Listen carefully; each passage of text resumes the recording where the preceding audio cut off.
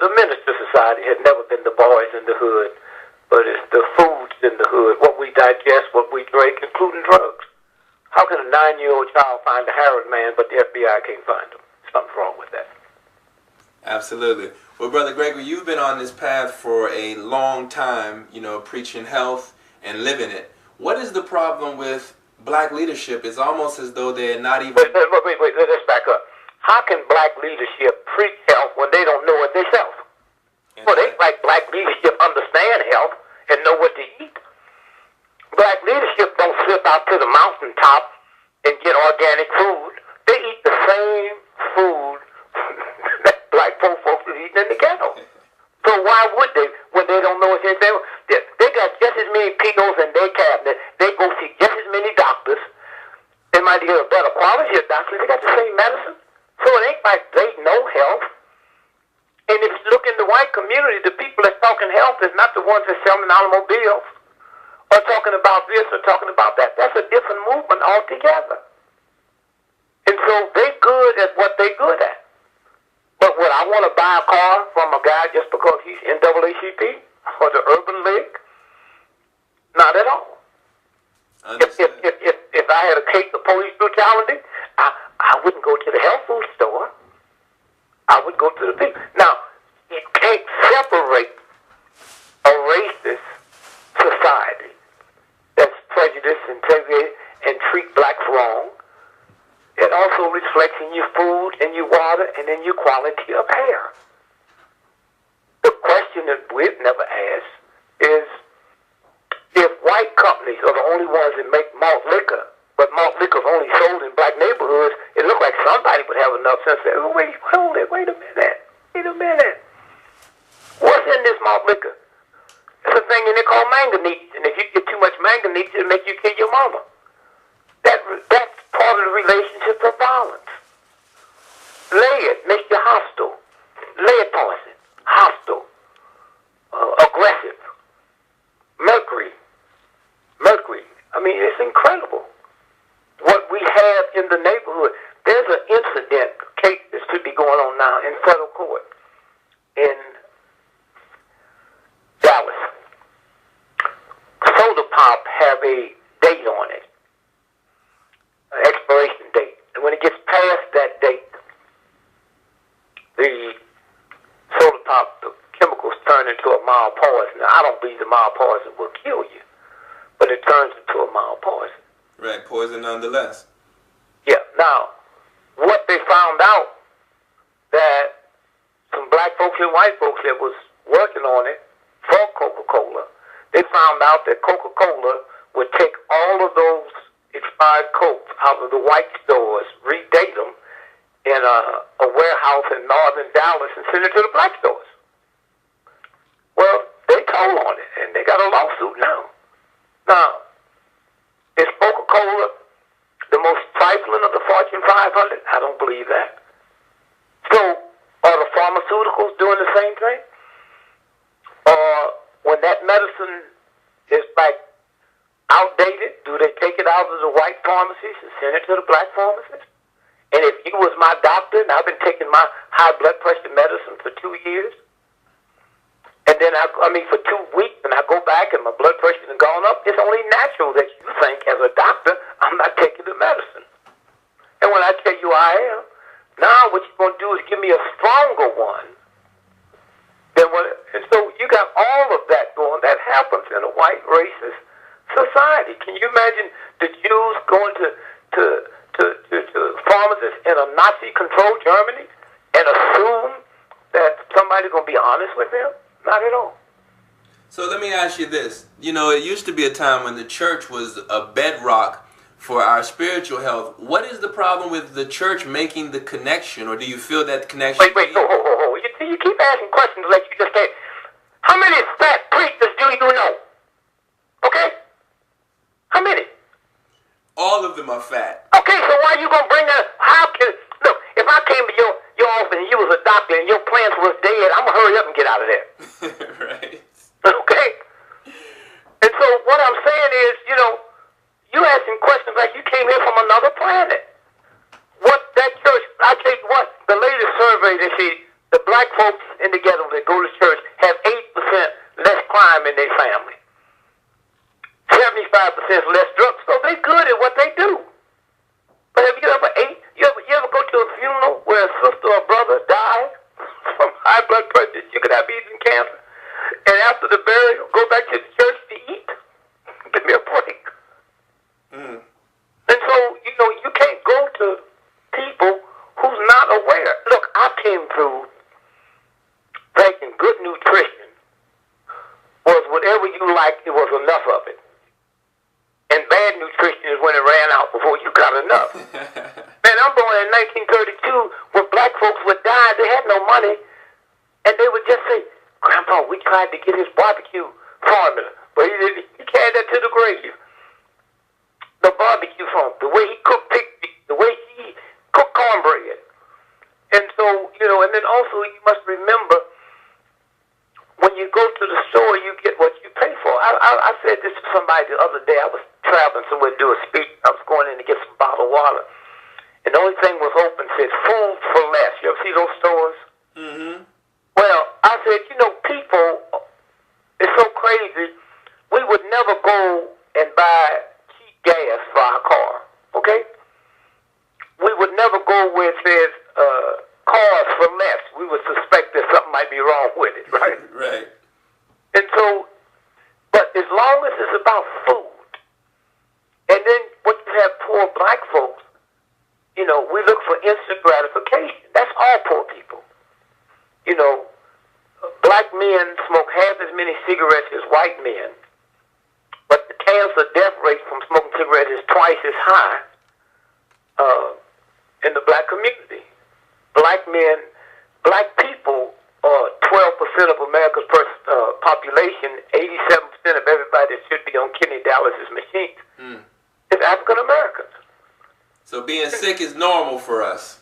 Yeah, but look what they tell us. They say, well, the reason is I got to go to the same system that don't like me to find out what's wrong with me. Something wrong with that, right? Absolutely. And they tell me, well, what's wrong is black men don't go to the doctor to get examined, so it's so late. I said, okay, wait a minute, back up. Where do they go get examined in Africa? Where's that? Prostate cancer ain't running rampant in Africa. Black men is 4% of America's population. 83% of prostate cancer death in America is black men. Why isn't that reflected in Africa if it's a black thing? Are you telling me white, hillbilly, grade school, dropouts, can't read, can't write, living in a trailer, are you telling me they go get examined? Not at all. And so when you stop and think about black women, 6% of America's population, 98% of fibroid tumors, black women. And nobody said, wait a minute, hold it. Wait, stop. But remember, this ain't nothing new. When Elijah Muhammad, I was one of the ones that was laughing. Say, no white women, no pork. I was laughing. Give me a break. And now we go through the black community and we see Muslims with no bumps on their face. 120 degrees in the summertime, they got on a suit with a bow tie, don't sweat. And we have them slowed up to say, hey, wait a minute, what are you all doing? How can, you didn't leak the community, how come you don't need bigger or nicotine or cigarettes? What is this about? And so when you stop and think, when you rally behind food because it was the only thing you had, that nobody could tell you how to cook it. And it's hard to break that chain when people rallied behind it. You never heard nobody, when I was going to say, can't nobody read like Mildred. Can't nobody cook barbecue or fried chicken like Nellie. And then you start breaking that chain. I see it's been broken now because every time I go into Whole Foods, you see more and more African Americans. That's there. You see more and more African Americans is buying bottled water. And so, but it takes a long time to turn that train around. But it's working. I mean, if you go into health food stores in the black community in Atlanta, they're not going out of business. They got people coming in around the clock. And if you stayed open, they be coming in at night. So there's little by little, people are beginning to find out that it might be, and I might have to pay a little bit more. Well, that's hard to do. when you got a choice between heating your house and eating or cooling and eating, and you're going to pay 40 to 60% above markup to get food that's organically grown, but you get what you pay for. They got organic. Look, 1/4 of all the pesticides in America is used on the cotton crop. So all at once now, you got people buying organic pillars that's made out of organic cotton, organic sheets, organic socks, cotton shirts with all that poison in it. So all at once now hemp cannot be used in America, grown in America, because there's a piece of it you can use for drugs. But one of the biggest imports in this country out of Canada is hemp, where they're making hemp clothing and what have you. So, the thing is changing, but everybody at the bottom of the totem pole is going to get less of whatever the good thing is. The cars, I remember when I was a little boy, 99% of black folk couldn't afford no new car. So they get an old raggedy car and the tires. I mean, how many black folks in the ghetto know about rotating your tires? Getting rid of them after they ride in the car until the tire go down and they don't have a spare. So then they got to go buy a used tire. So this is once you put in your head that you are poor and you are convinced by a system that you are poor, and thank God you're doing better than so and so, then they got you. They got you. Yep. In every aspect, what you think, what you buy, and of course what you eat. Yes. Well, in closing, Mr. Gregory, tell us what you've been doing, lately in this field of fighting nutritional genocide in the community for the last 3-4 minutes.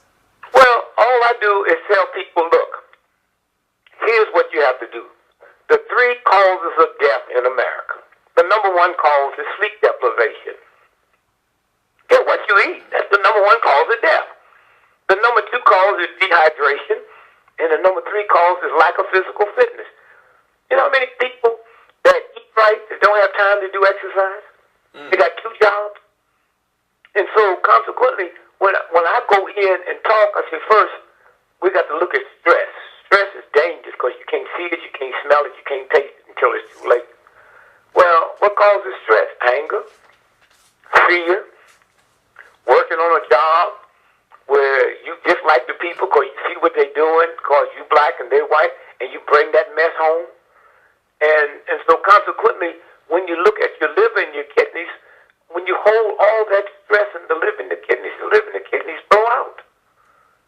When you laugh, you use certain muscles that push against certain glands that cause them to secrete an oil that wipes out negative stuff. That's why they say laughter is good medicine. When you're angry and frown and bitter, you use certain muscles that push against certain glands that drops the gas in your body. That's poison. And so you got to go through the whole bit. It's kind of interesting. Stanford University, one of the leading universities in the world, they have a department of forgiveness. So, that's what the movement was talking about. Forgive. And when you don't forgive, you hold things. Remember, the same God that invented the Germans invented the Jews. The same God that invented the Klan invented the blacks. The same God invented the slave master invented the slave. So how you going to like one and dislike another without violating God? And so as we can throw this out and get up and walk and get the proper rest and drink the proper amount of water. The body is 90-some% water. Not Kool-Aid, lemonade, but I get instant gratification from drinking something sweet or eating something sweet or eating something spicy. And then, so all you got to do is put it out there. I smoke 4 packs of cigarettes a day, a fifth of scotch every day. My top weight was 365 pounds. And then all at once, when they told me cigarettes cause cancer, I stopped. Now, there's a whole lot of people stop if they can get the facts from people they believe. There's a whole lot of people that can't. Well, just thank God I came through, I guess, through my mother and through my wife. I never needed a drug. So I'm born in 1932. I went as high as you can go in show business, $25,000 a week back then. Never smoked a reefer in my life. Well, as much alcohol I was drinking, wasn't no room for nothing else. And so now when you stop and think about who would ever believe that this thing would get so wild a white teenager living in rural America is 83 times more likely to use crack than a black living in a large urban city. Right. Do you think the New York Times is going to tell you that? Not at all. You think the Atlanta Constitution is going to tell you that? So it looked like I'm doing all the bad stuff and they're doing all the good stuff.